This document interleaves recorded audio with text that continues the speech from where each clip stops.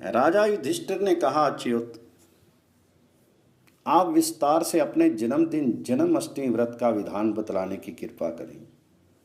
तब भगवान श्री कृष्ण बोले, राजन, जब मथुरा में कंस मारा गया उस समय माता देवकी मुझे अपनी गोद में लेकर रोने लगी और फिर वासुदेव जी भी मुझे तथा बलदेव जी को आलिंगित करके गदगद वाणी से कहने लगे, आज मेरा जन्म सफल होगा। जो मैं अपने दोनों पुत्रों को कुशल से देख रहा हूँ, सौभाग्य से आज हम सभी एकत्र मिल रहे हैं। हमारे माता पिता को अति हर्षित देखकर बहुत से लोग वहां पर एकत्र हुए और मुझसे कहने लगे, भगवान, आपने बहुत बड़ा काम किया। जो इस दुष्ट कंस को मारा, हम सभी इससे बहुत पीड़ित थे। आप कृपा करके ये बतलाएं कि आप माता देवकी के गर्भ से कब आविर्भूत हुए थे।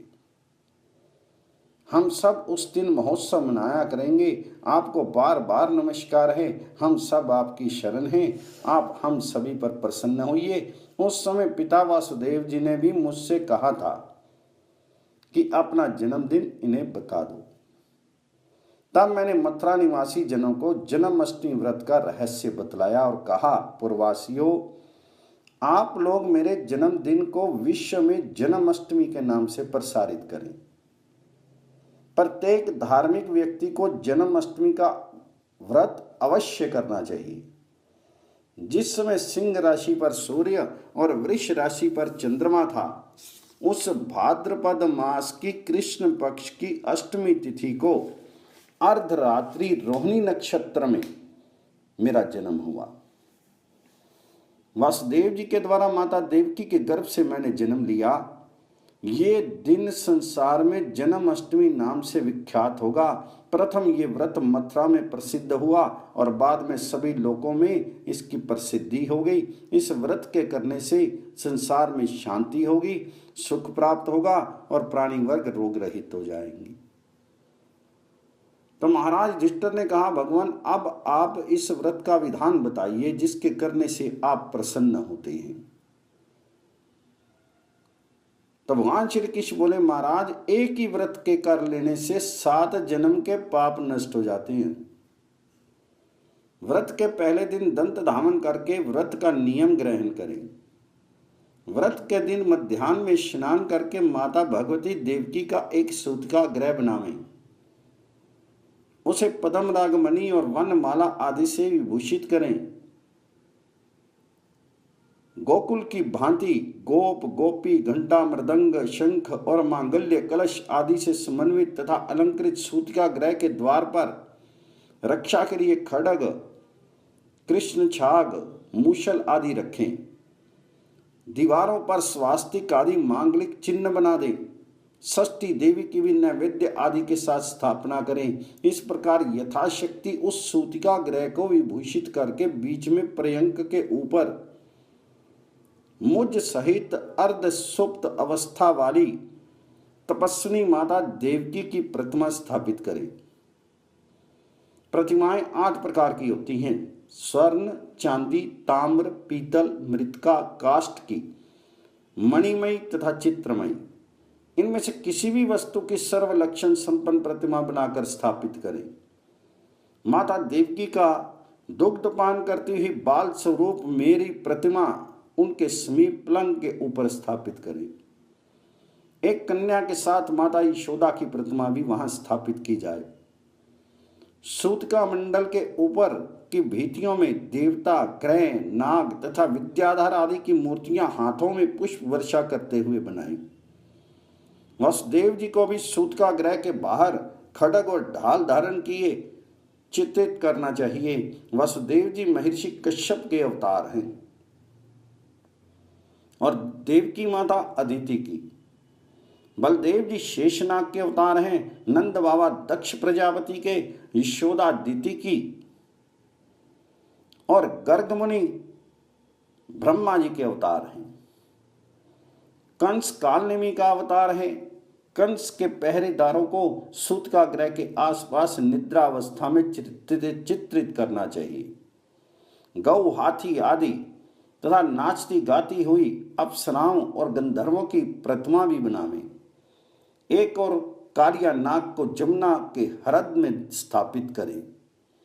इस प्रकार अत्यंत रमणीय नव सूतिका गृह में देवी देवकी का स्थापन करके भक्ति से गंध पुष्प अक्षत धूप नारियल दाड़िम ककड़ी बीजपुर सुपारी नारंगी तथा पनस आदि जो फल उस देश में उस समय प्राप्त हों उन सब से पूजन करके माता देवकी की इस प्रकार प्रार्थना करें, जिनके चारों ओर किन्नर आदि अपने हाथों में वेणु तथा वीणा वाद्यों के द्वारा स्तुति कर रहे हैं और जो अभिषेक पात्र आदर्श मंगल में कलश तथा चवर हाथों में लिए श्रेष्ठ मुनि गणों द्वारा सेवित है तथा जो कृष्ण जन्नी भली भांति बिछे हुए पलंग पर विराजमान हैं, उन कमनीय स्वरूप वाली सुवदना देव माता अदिति स्वरूपा देवी देवकी की जय हो। उस समय यह ध्यान करें कि कमलासना लक्ष्मी देवकी के चरण दबा रही है। उन देवी लक्ष्मी की नमो देव्यो महादेव्ये शिवाय सततम नमः इस मंत्र से पूजा करें। इसके बाद ओम देवक्ये नमः, ओम वसुदेवाय नमः, ओम बलभद्राय नमः, ओम कृष्णाय नमः, ओम सुभद्राय नमः, ओम नंदाय नमः तथा ओम यशोदाय नमः। इन नाम मंत्रों से सबका अलग अलग पूजन करें। कुछ लोग चंद्रमा के उदय हो जाने पर चंद्रमा को अर्घ्य प्रदान करके हरि का ध्यान करते हैं। हरि का ध्यान इस प्रकार इस मंत्र द्वारा करना चाहिए। अनघम वामनम शौरी वैकुंठम पुरुषोत्तमम वासुदेवम ऋषिकेशम माधवम मधुसूदनम वाराहम पुंडरीकाक्षम नरसिंहम ब्राह्मण प्रियम दामोदरम पद्मनाभम केशवम गरुड़ध्वजम गोविंदम अच्युतम कृष्णम अनंत प्राजितम अधोक्षजम जगदीजम सर्वस्थित्यंत कारणम अनादिनिधन विष्णु त्रिलोक्यम त्रिविक्रमम नारायणम चतुर्बाहुम शंख चक्र गदाधरम पीतांबरधरम नित्यम वनमाला विभूषितम श्रीवत्सांग जग सेतुम श्रीधरम श्रीपतिम हरिम। इन मंत्रों से भगवान श्री हरि का ध्यान करके योगेश्वराय योग संभवाय योग पत्ते गोविंदाय नमो नमः इस मंत्र से प्रतिमा को स्नान कराना चाहिए। अनंतर यक्षेश्वराय यज्ञ संभवाय यज्ञ पत्ते गोविंदाय नमो नमः इस मंत्र से अनुलेपन अर्घ्य धूप दीप आदि अर्पण करना चाहिए। विश्वाय विश्वेश्वराय विश्व संभवाय विश्व पत्ते गोविंदाय नमो नमः इस मंत्र से नैवेद्य निवेदित करें।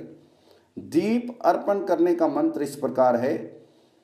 धर्मेश्वराय धर्म पत्ते धर्म संभवाय गोविंदाय नमो नमः इस प्रकार वेदी के ऊपर रोहिणी सहित चंद्रमा वसुदेव देवकी नंद यशोदा और बलदेव जी का पूजन करें। इससे सभी पापों से मुक्ति हो जाती है। चंद्रोदय के समय इस मंत्र से चंद्रमा को अर्घ्य प्रदान करें। शिरोद अर्व संभूत अत्रि नेत्र समुद्भव गृहान अर्ध्यम शशांकांदौ रोहिण्या सहितो ममा आधी रात को गुड़ और घी से वसुर धारा की आहुति देकर षष्ठी देवी की पूजा करें। उसी क्षण नामकरण आदि संस्कार भी करने चाहिए। नवमी के दिन प्रातःकाल मेरे ही समान भक्ति का भी उत्सव करना चाहिए। इसके अनंतर ब्राह्मणों को भोजन कराकर कृष्णों में प्रियताम कहकर यथाशक्ति दक्षिणा देनी चाहिए और इस प्रकार से मंत्र पढ़ना चाहिए। यम देवम देव की देवी वसुदेव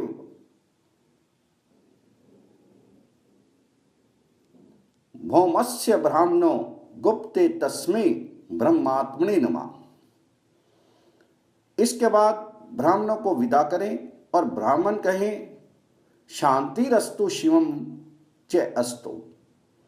धर्मनंदन, इस प्रकार जो मेरा भक्त पुरुष अथवा नारी देवी देवकी के इस महोत्सव को प्रतिवर्ष करता है, मैं पुत्र, संतान, आरोग्य, धन धान्य, सद्ग्रह, दीर्घायुष्य और राज्य तथा सभी मनोरथों को प्राप्त करता है। जिस देश में ये उत्सव किया जाता है वहाँ जन्म मरण आवागमन की व्याधि, अवृष्टि तथा इति भीति आदि का कभी भय नहीं रहता। मेघ समय पर वर्षा करते हैं। पांडुपुत्र, जिस घर में ये देवकी व्रत किया जाता है वहाँ अकाल मृत्यु नहीं होती, ना गर्भपात होता है तथा वह धव्य, दुर्भाग्य एवं क्लय नहीं होता। जो एक बार भी इस व्रत को करता है वह विष्णु लोक को प्राप्त होता है। इस व्रत के करने वाले संसार के सभी सुखों को भोगकर अंत में विष्णु लोक में निवास करते हैं।